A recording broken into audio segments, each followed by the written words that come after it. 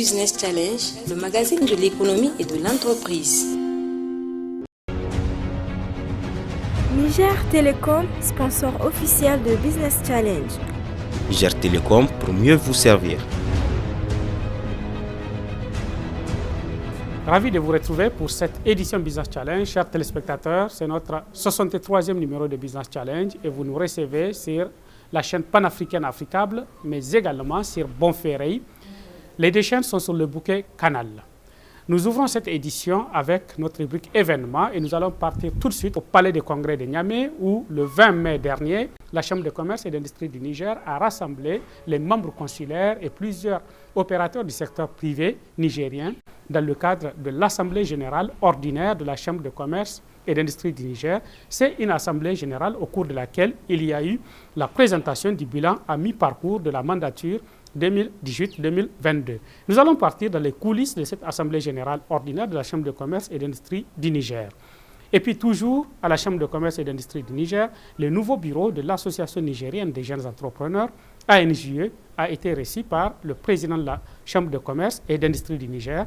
Nous allons vous proposer quelques extraits des échanges lors de cette rencontre officielle de prise de contact entre le bureau qui vient d'être élu le 15 mai 2021 et le président de la Chambre de commerce. C'était également en présence du secrétaire général de la Chambre de commerce et de l'ensemble du nouveau bureau de l'ANJE.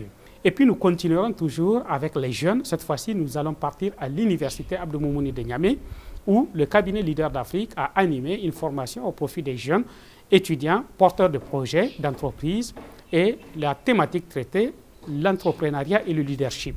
Comment aujourd'hui initier les jeunes à mieux se préparer à un parcours entrepreneurial, mais également à intégrer les valeurs du leadership. Telle est la préoccupation de Leader d'Afrique, qui est un cabinet qui se distingue de plus en plus en matière d'accompagnement des jeunes sur les questions de développement personnel. Et puis nous continuerons toujours à parler de formation, cette fois-ci avec le cabinet Lean Management Consulting et son partenaire IFAS, qui ont organisé une formation en finance islamique. Cette formation est organisée au profit des acteurs du secteur bancaire, notamment des cadres et professionnels de la banque. Vous allez voir aujourd'hui les enjeux liés à cette question et surtout comment est-ce que de plus en plus les banques intègrent la finance islamique en ouvrant notamment des fenêtres islamiques en matière de financement. C'est une question importante puisque la finance islamique est en train de gagner progressivement du terrain au Niger. Et puis nous poursuivons cette édition Business Challenge en allant cette fois-ci au-delà de Niamey, en allant dans nos régions. Et nous allons partir à Zander. À Zander, nous allons à la rencontre d'une entreprise qui évolue dans le secteur de la technologie, notamment sur les questions électriques et électroniques. Nous allons voir comment ces jeunes entrepreneurs est en train de développer une expertise au niveau régional pour accompagner d'autres acteurs du secteur privé, mais également les organisations en matière d'expertise dans le domaine de l'électricité. Et nous clôturons cette édition en vous proposant une analyse de la déclaration de politique générale du gouvernement qui a été présentée par le Premier ministre devant l'Assemblée nationale. Nous allons nous intéresser au volet relatif à la promotion du secteur privé et à la promotion de l'entrepreneuriat des jeunes de manière particulière. J'espère que le menu de cette édition vous plaît. Calez-vous confortablement dans vos sièges et allons-y pendant 52 minutes à la découverte de pans entiers de l'économie et de la vie des entreprises au Niger, mais également avec un regard sur notre sous-région. A tout de suite.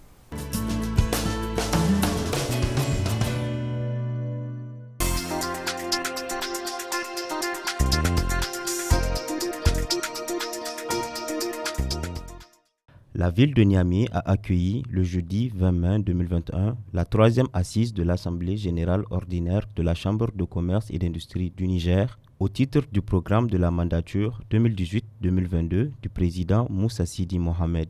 C'était au Palais des Congrès.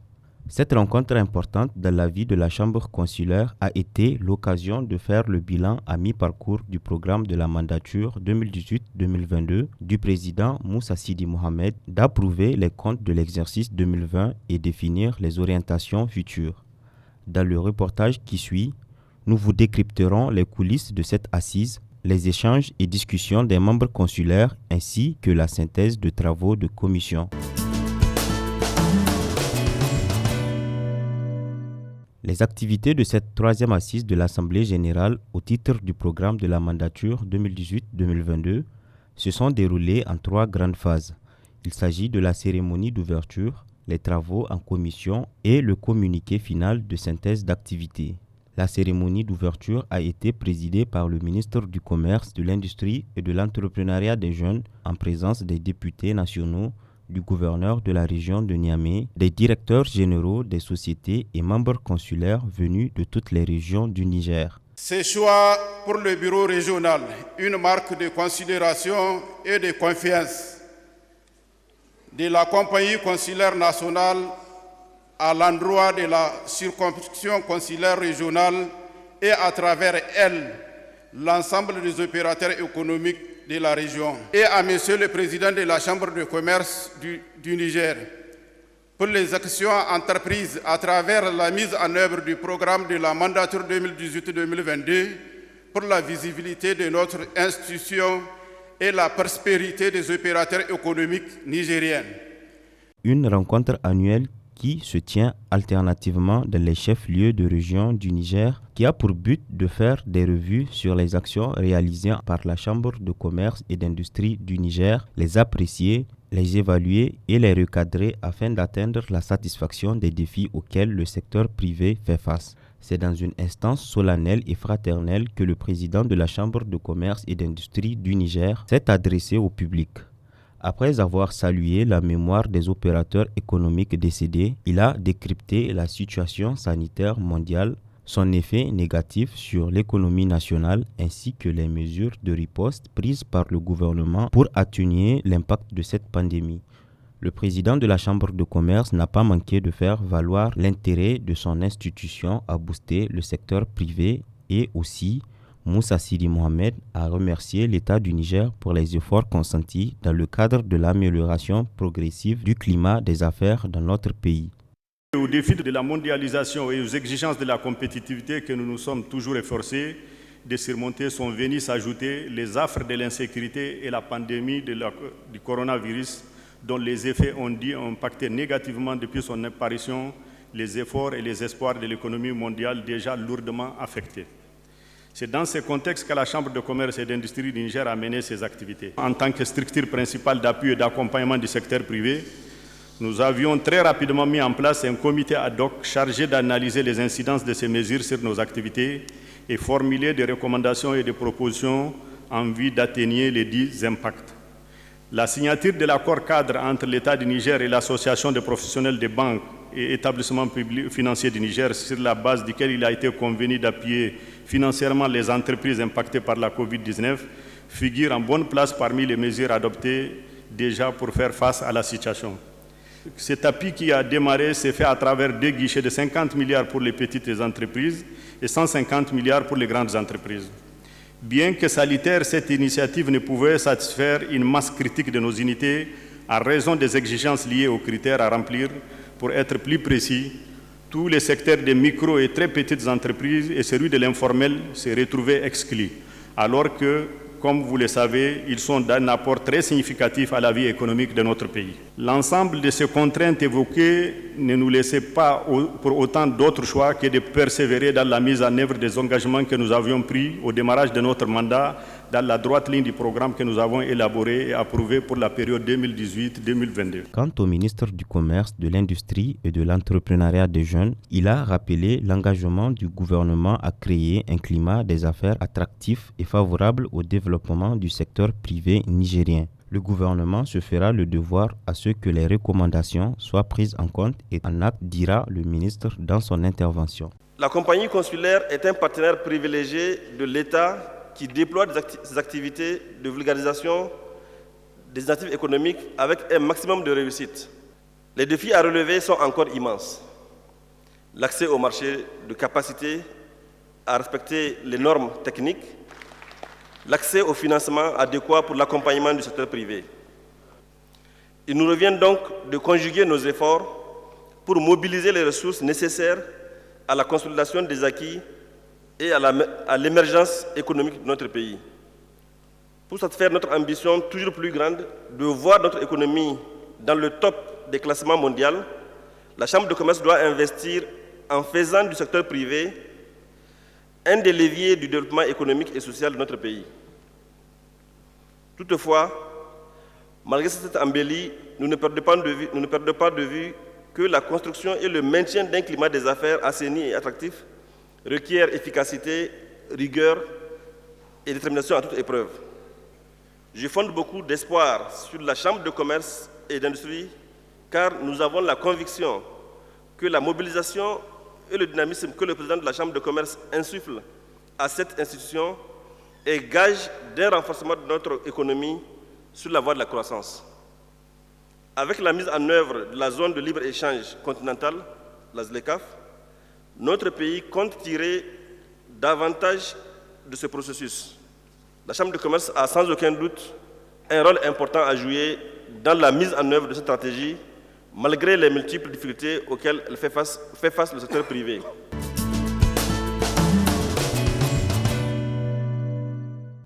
Après cette cérémonie d'ouverture, les travaux de l'Assemblée générale ont été poursuivis par la lecture et la vérification des mandats. Il s'agit en effet de la présentation du rapport moral du président, du rapport financier du trésorier général et du rapport du commissaire aux comptes de l'exercice 2020. Toutes les activités réalisées au cours de l'année 2020 s'inscrivent dans la dynamique de la poursuite du renforcement et de la consolidation des actions prévues et engagées dans le programme de la mandature 2018-2022.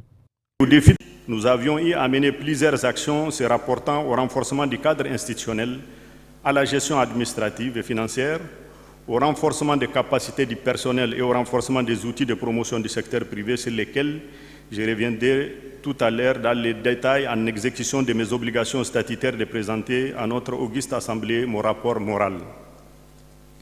Je vais tout juste me complaire à vous en présenter quelques-unes de nos réalisations entrant dans le cadre de l'accompagnement des services et de l'assistance aux entreprises. Il s'agit de la facilitation des formalités de création d'entreprises à donner au démarrage de l'automatisation des processus de création d'entreprises en ligne et en cours de réalisation, à la fusion des procédures d'affiliation de l'entreprise et l'immatriculation des travailleurs à la Caisse de sécurité sociale en même temps à la création de l'entreprise, au renforcement du greffe de la maison de l'entreprise en personnel d'appui et par la formation des agents du CFE, à la réorganisation des services du guichet unique par la mise en place d'un service à accueil et la dématérialisation des activités de la DGI et de la Caisse nationale de sécurité sociale, à la schématisation des différentes procédures de création d'entreprise avec les délais impartis à chaque procédure. Et enfin, les appuis aux entreprises à travers les mécanismes de fonds à coût partagé, qui est un mécanisme qui permet de réduire la contrainte d'accès au crédit rencontrée par les entreprises des filières ciblées pour réaliser des investissements nécessaires à l'amélioration de leurs performances et à leur positionnement sur les chaînes de valeur à forte valeur ajoutée. Dans le cadre de ces appuis non financiers de la composante 2 du PCA, la maison de l'entreprise a traité 6145 demandes de toutes catégories de filières confondues, dont plus de 93% ont bénéficié d'appuis non financiers. La compétition des plans d'affaires dont le lancement a été suivi de la réception de 1509 dossiers émanant de 8 régions du Niger, parmi lesquels 496 dossiers ont été retenus. Les 496 candidats sélectionnés à travers leurs dossiers ont suivi des séances de formation en entrepreneuriat dans toutes les régions du pays pendant 7 jours. Cette phase a été complétée par le coaching des porteurs de projets sélectionnés pour l'élaboration des plans d'affaires pendant 4 semaines et 114 dossiers de candidature ont été sélectionnés pour bénéficier de l'accompagnement technique par des coachs sur 6 mois, amélioration du plan d'affaires et suivi, etc. Ensuite, 55 lauréats ont été retenus pour bénéficier des subventions de mise en œuvre du projet et d'un accompagnement technique sur 6 mois. Les programmes de labellisation des PME initiés pour faire face aux difficultés que rencontrent les petites et moyennes entreprises pour l'obtention des marchés publics ou de la sous-traitance et qui a visé dans un premier temps les recensements des 100 entreprises les plus dynamiques du secteur du BTP qui constitueront une base de données d'entreprises sous-traitantes dans les secteurs avec un cahier de charges de projets de labellisation de compétences élaborés. La compétition Tremplin Startup IEMOA, lancée par la commission de l'IEMOA, qui a vu la sélection de 10 startups nigériennes encadrées par notre institution. Parmi celles-ci, 3 ont reçu des prix d'encouragement de 5 millions chacune.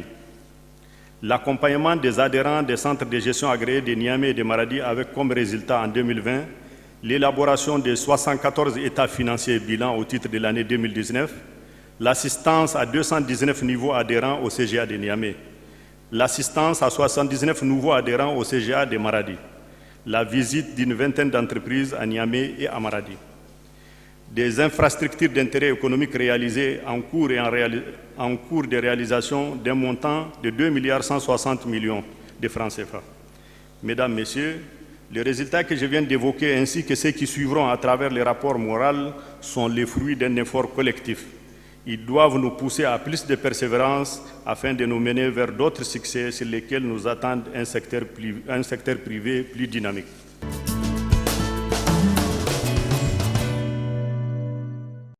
Comparativement à l'année précédente, les ressources financières mobilisées par la Chambre ont connu une hausse de 27,65%, passant de 3 61 528 565 francs CFA en 2019 à 3 907 984 771 en 2020.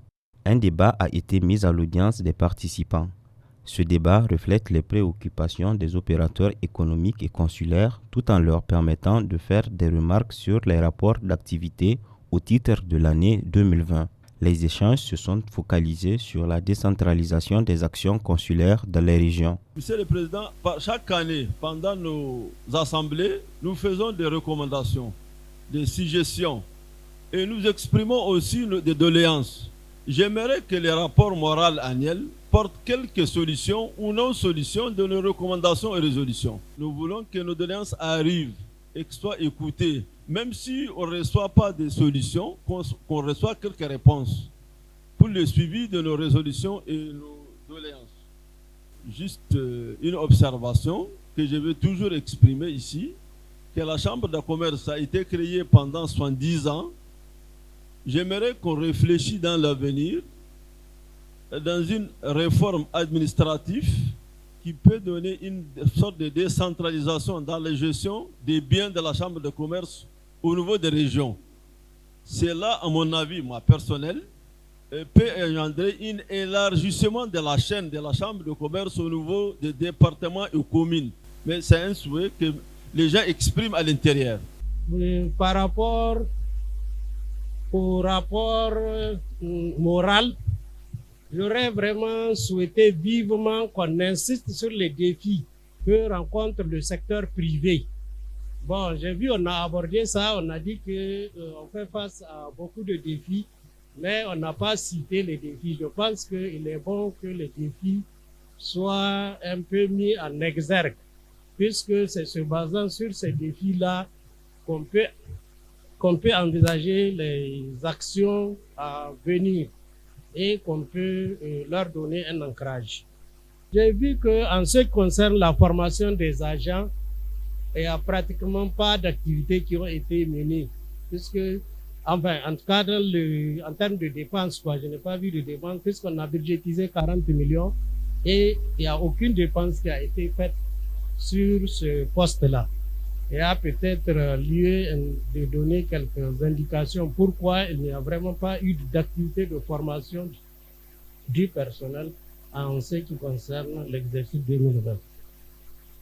L'autre point, c'est par rapport, disons, à la dotation au niveau du CNPG. On avait prévu 18 millions et on est passé à 30 millions en termes d'exécution. Est-ce à dire qu'il y a des éléments nouveaux qui sont intervenus après donc l'adoption du budget? Puisqu'on est passé de 18 à 30 millions, donc il y a une augmentation assez significative. La formation professionnelle au Niger souffre énormément de compétences. Ce n'est un secret pour personne, surtout les employeurs, qu'aujourd'hui, pour trouver un comptable ou un gestionnaire de qualité, c'est très difficile. Vous allez beau faire des tests, mais le résultat reste toujours le même parce que les compétences sont très limitées. Et ça, c'est lié à la dégradation de la formation professionnelle.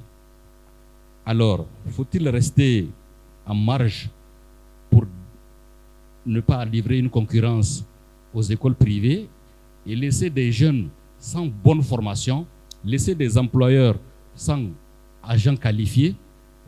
À mon avis, la Chambre a un rôle à jouer à ce niveau-là.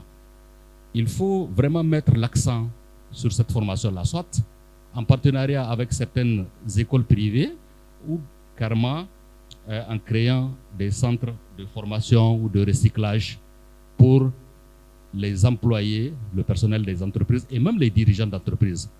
Parce qu'on ne peut rien obtenir si on n'a pas les ressources humaines qualifiées dans une entreprise.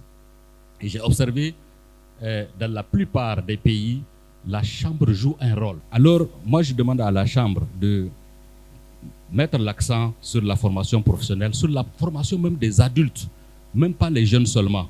Nous avons le cadre aujourd'hui pour organiser toutes sortes de salons et de foires. Sur le plan régional, avec nos voisins, le Burkina, le Bénin, le Nigeria, nous avons des choses à vendre. Et ça va pousser la production. Si on sait qu'on crée un marché à travers les foires périodiques pour attirer tous nos voisins avec eux aussi de temps en temps chez nous pour voir ce que nous produisons. Eux-mêmes peuvent amener ce qu'ils produisent pour que nous puissions copier aussi. Ça va permettre de développer les activités au niveau des opérateurs économiques. Il faut reconnaître que notre programme est surtout axé sur les programmes de la mandature et les différents axes qui les composent, sur lesquels nous travaillons. Nous essayons en tout cas autant que peut nous en tenir à ça, mais nous essayons souvent aussi de prendre en charge certaines problématiques qui se posent occasionnellement ou qui surviennent durant nos activités. Pour la formation, vous avez dit que les agents n'ont pas été formés. Effectivement, vous l'avez constaté, très souvent nos agents sont formés un peu à l'extérieur, mais l'année 2020, depuis mars, pratiquement toutes les activités ont été arrêtées. Les frontières d'abord sont fermées au niveau terrestre, mais toutes ces formations ont été aussi gelées parce qu'on n'a même plus autorisé des rencontres au-delà de 50 personnes. C'est ce qui a fait que l'année dernière, et même cette année, vous allez le constater l'année prochaine, il n'y a pas eu beaucoup d'actions au niveau des formations de nos agents. Voilà. Donc maintenant, il y a une question sur l'augmentation au niveau du budget, au niveau du CNPG. Par contre, là, c'est dit à une étude qu'on devrait mener au niveau du CNPG. On s'est rendu compte qu'au début, on avait fait une programmation, mais qui n'était pas suffisante, qu'on a améliorée, parce qu'effectivement, les enjeux sont très importants. Et tout à l'heure, indirectement d'ailleurs, Bana en a parlé, parce que le CNPG était un outil vraiment de formation et surtout de renforcement des capacités des acteurs qui sont au niveau des entreprises. Parce que nous faisons surtout le renforcement des capacités au niveau des acteurs même qui sont sur le terrain, y compris les agents comptables ou même les directeurs de sociétés. Et justement, je profite de l'occasion pour dire, avant, ils savaient qu'effectivement, nous présentions même tout un programme pour les CNPG, les séminaires, les différents ateliers qu'il y a au cours de l'année et les gens viennent s'inscrire. Donc ça, je profite un peu pour parler de cette question du CNPG. Mais malheureusement, les CNPG, depuis 2 ans ou quelques années, est en léthargie. Et actuellement, nous sommes en train de mener une étude, nous sommes en train de recruter vraiment, vraiment des personnalités très reconnues dans ces domaines pour pouvoir justement pallier. Et je crois que si vous prenez aujourd'hui auprès tous nos établissements spécialisés et nos institutions spécialisées de la Chambre de commerce, elles sont opérationnelles à part les CNPG. Pratiquement, ces activités sont gelées depuis 2 ans. Juste pour vous donner un exemple, à un moment, on s'est retrouvé juste chaque année à prendre des inscriptions des agents des entreprises et à les amener à Cotonou, à Lomé, sans vraiment grande assurance même de la qualité de la formation. Mais on s'est dit, mais pourquoi tout ça? Ainsi, à l'issue du débat, les rapports ont été adoptés par la dite Assemblée générale. Des travaux ont été poursuivis par les différentes sections et commissions dans le but de faire une analyse de la situation, de ressortir les contraintes et donner des recommandations.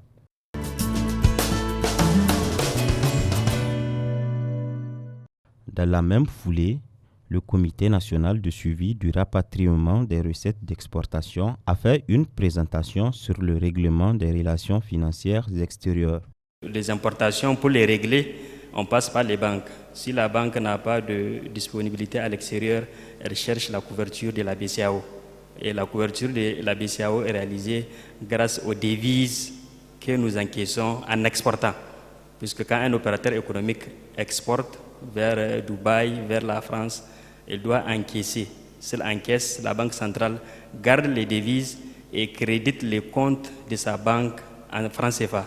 C'est avec ces devises-là qu'on fait nos importations, qu'on règle nos dettes, qu'on règle tous nos fournisseurs. À ce niveau, c'est le règlement R09 qui est en vigueur depuis 2010 qui régit les relations financières extérieures entre le Niger et l'extérieur. C'est un règlement communautaire, c'est les mêmes dans tous les pays de l'UEMOA. Actuellement, il est en cours de révision. Vous vous rappelez, en 1998, il y avait les R09 de 1998 qui étaient plus célèbres que sa révision, dont notamment les seuils de domiciliation ont été révisés à la hausse suite à l'adoption du règlement de 2010. Avant, c'était 5 millions. Vous vous rappelez très bien, maintenant, c'est les 10 millions de francs CFA, toute exportation qui est destinée vers les pays hors UEMOA, qui doit faire l'objet de domiciliation auprès d'une banque et rapatriée. À la fin de la cérémonie, l'Assemblée générale ordinaire de la Chambre de commerce et d'industrie du Niger a adopté plusieurs recommandations, résolutions et motions de remerciement et la clôture a été proclamée par le discours du secrétaire général du ministère du Commerce, de l'Industrie et de l'Entrepreneuriat des Jeunes.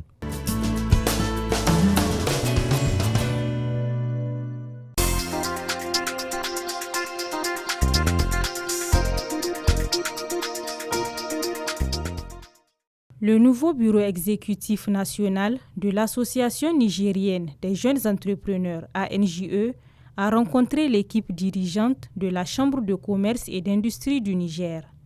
C'était dans la journée du vendredi 28 mai, en présence du président sortant, Seydou Souley Mahamadou. Il a présenté la nouvelle équipe qui aura la responsabilité de consolider les acquis et d'élargir les actions de l'ANJE sur l'étendue du territoire national.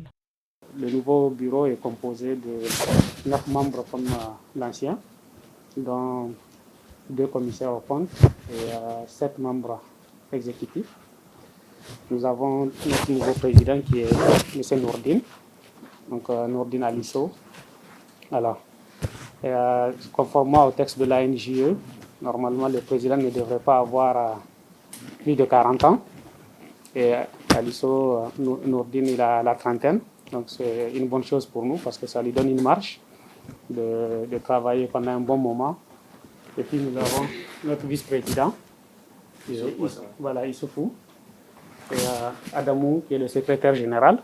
Alors Adamou, il était commissaire au compte de l'ancien bureau et il nous a beaucoup aidé dans le travail que nous faisions.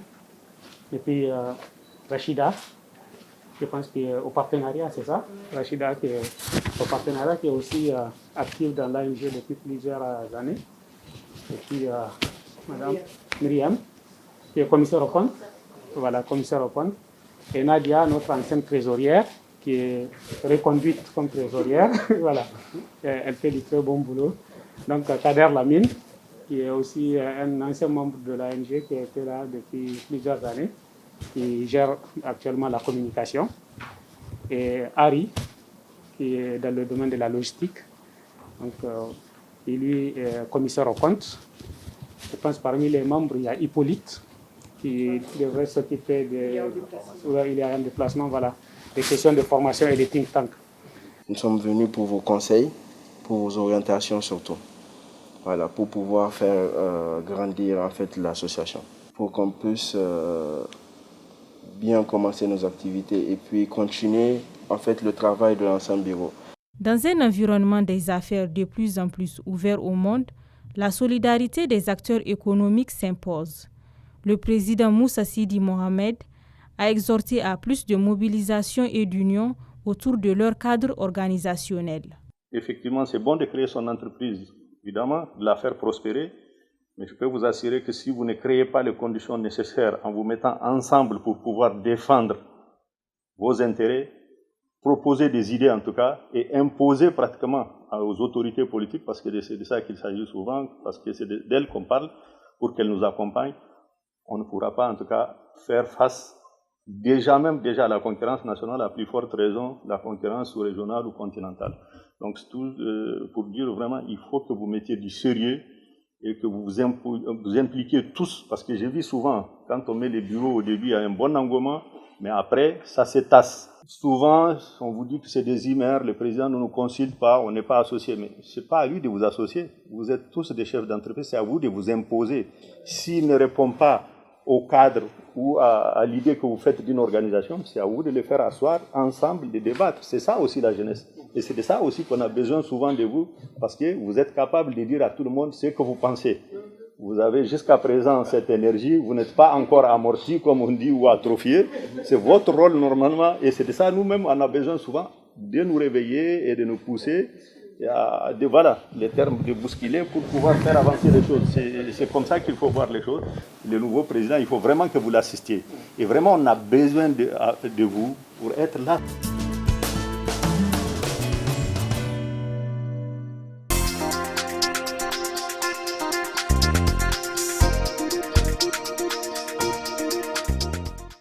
Dans le cadre des activités préparatoires de sa 3e journée nationale des jeunes leaders, qui se tiendra du 3 au 5 décembre 2021 à Niamey, le cabinet Leader d'Afrique organise une série de formations en leadership et entrepreneuriat dans les grandes villes du Niger.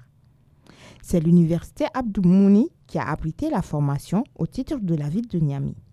Une cinquantaine d'étudiants ont suivi une formation interactive dans la journée du 29 mai 2021.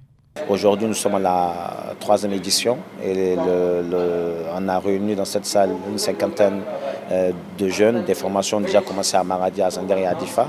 Mais le but, c'est vraiment de leur donner le goût sur l'entrepreneuriat, de leur donner quelques astuces.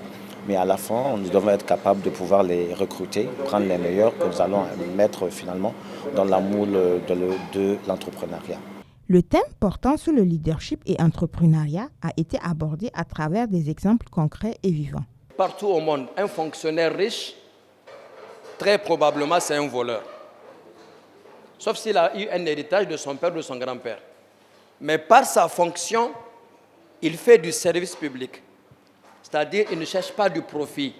Il cherche à rendre service. Si tu veux être riche, tu dois emprunter le chemin de la richesse. Nous, on cherche déjà, on est en train de monter la pente, on n'a aucune vision. Qu'est-ce que tu veux être à long terme ? Donc, il faut savoir regarder loin devant soi. D'accord ? Donc, nous disons que la vision, c'est l'image projetée à long terme par un entrepreneur et qui le motive à innover, à aller au-delà de ses capacités, tout en créant de la richesse et de la valeur autour de lui. C'est la première qualité que doit avoir un entrepreneur. Aujourd'hui, le fait d'avoir un centre incubateur au sein de l'université, le fait d'avoir des cabinets de formation et de développement des compétences qui viennent partager avec vous quand vous êtes encore étudiant, le fait de rencontrer des entrepreneurs, le fait d'entendre parler d'entrepreneuriat fait que vous êtes mieux outillé que l'étudiant de l'université Abdou Moumouni de Niamey qui a quitté il y a 10 ans. C'est important d'être entrepreneur. Le Niger en a besoin. Notre pays en a besoin. Nous-mêmes, nous en avons besoin. Parce que entreprendre nous permet de donner un sens à notre vie. Entreprendre nous permet de contribuer à donner un sens à la vie des autres à travers l'impact social que nous créons. Un entrepreneur crée des emplois. Il permet à des familles d'exister, à des familles même de se construire. Mais dites-vous aussi que ce n'est pas un chemin où vous gagnez toujours. Ce n'est pas un chemin où les choses sont toujours très faciles. Quelquefois, vous allez être la personne la plus seule au monde parce que vous faites face à des difficultés et vous allez espérer d'être aidé, vous ne recevrez pas de l'aide. Ce n'est pas grave. Parce que le jour où vous avez décidé de créer l'entreprise, c'est votre décision personnelle. Donc, vous devrez l'assumer. Durant toute la journée, les qualités d'un bon chef d'entreprise ont été partagées afin d'éviter les mêmes erreurs. Les porteurs de projets d'entreprise et étudiants présents dans la salle sont motivés à entreprendre. De façon concrète, j'ai entrepris. Donc du coup, ça va me faire un apport plus dans ce que je suis en train de faire. Maintenant, le fait de prendre part à la formation va me guider par rapport aux pièges à éviter, par rapport aux astuces à mettre en pratique. C'est une formation très utile pour nous. Aujourd'hui, il est indispensable qu'il y ait, n'est-ce pas, de nouveaux leaders sur le plan national pour qu'il y ait, n'est-ce pas, un changement positif. Mais aussi, il faudrait une nouvelle classe aussi des entrepreneurs pour pouvoir entreprendre et aussi booster le développement économique du pays. À la fin de la formation, les meilleurs talents seront retenus pour suivre d'autres modules en éveil entrepreneurial. Ces jeunes deviendront des ambassadeurs de la 3e journée nationale des jeunes leaders. Sur initiative du cabinet Lean Management Consulting, la ville de Niamey accueille une formation en finance islamique du 31 mai au 3 juin 2021. Créée par des professionnels de banque ayant pour ambition de renforcer les ressources humaines des institutions financières, le cabinet Lean Management a choisi de vulgariser la culture de la finance islamique auprès des professionnels des banques et établissements financiers du Niger. Une trentaine de ces professionnels sont mobilisés à suivre la formation. Le constat, c'est que beaucoup de banquiers islamiques aujourd'hui ont été moulés dans les banques conventionnelles avant de venir dans la banque islamique. Ce qui fait qu'il est difficile, dans la pratique, souvent, d'enlever sa veste de banquier conventionnel, même si tu es dans la pratique de la finance islamique. Pour la circonstance, le cabinet de services de conseil et d'assurance en matière de finances islamiques, IFAS, a été mis à contribution afin de promouvoir une culture de la finance islamique diversifiée au Niger. Alors effectivement, on est là dans le cadre d'une formation professionnelle, donc destinée aux professionnels du secteur financier, bancaire et microfinance et même les autorités, pour une durée de 4 jours dans laquelle on va passer en revue un peu toutes les problématiques de la finance islamique, en particulier d'abord les fondamentaux de la finance islamique. On va ensuite regarder qu'est-ce que dit la réglementation de la zone UEMOA en matière de finance islamique, parce qu'il y a eu pas mal d'évolutions ces dernières années. Et puis ensuite, on va aborder vraiment le sujet opérationnel, comment mettre en œuvre les produits financiers à l'intérieur des banques, à l'intérieur des systèmes financiers décentralisés, et comment aussi ces institutions doivent s'organiser pour pouvoir commercialiser ces produits-là. Donc il y a vraiment beaucoup de choses que nous allons étudier pendant 4 jours, de la théorie bien sûr, mais surtout beaucoup de pratiques. Alors, notre objectif, c'est vraiment de donner à ces professionnels les outils nécessaires pour qu'ils puissent, dès la sortie de cette formation, mettre en œuvre les connaissances acquises durant ces 4 journées. Parce que la finance islamique dans la sous-région, elle est en pleine, entre guillemets, ébullition. Il y a à peine 3 ans, la BCEAO a publié des instructions spécifiques à la finance islamique, à la fois pour les banques et les systèmes financiers décentralisés. Pas plus tard qu'au début de cette année 2021, on a aussi l'autorité de marché de capitaux, qui est le CREPMF, qui elle aussi se lance dans un grand chantier pour mettre en place une réglementation sur la finance islamique. Donc on voit que l'écosystème de la finance islamique sur le plan réglementaire est en train de se mettre en place. Et donc, eu égard au potentiel de ce marché, en particulier au Niger, où la demande de produits financiers islamiques se fait ressentir de façon assez forte, d'après ce que nous disent les banquiers. Donc à l'issue de cette formation, les professionnels vont pouvoir construire des produits et les mettre en application dans leurs institutions. Doté d'une expertise développée en milieu bancaire et en microfinance, le cabinet Lean Management Consulting propose des conseils et formations sur la finance islamique au Niger. Aussi, Lean Management Consulting accompagne les institutions financières à l'ouverture de fenêtres de la finance islamique.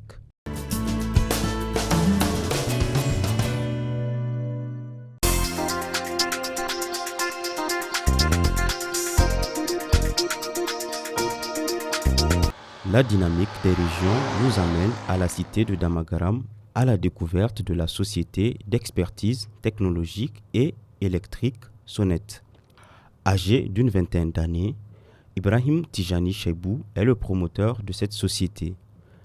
Un jeune diplômé au chômage qui a décidé de créer un pôle technologique à Zender. Après les études, on a fait beaucoup de dossiers, un tas de dossiers.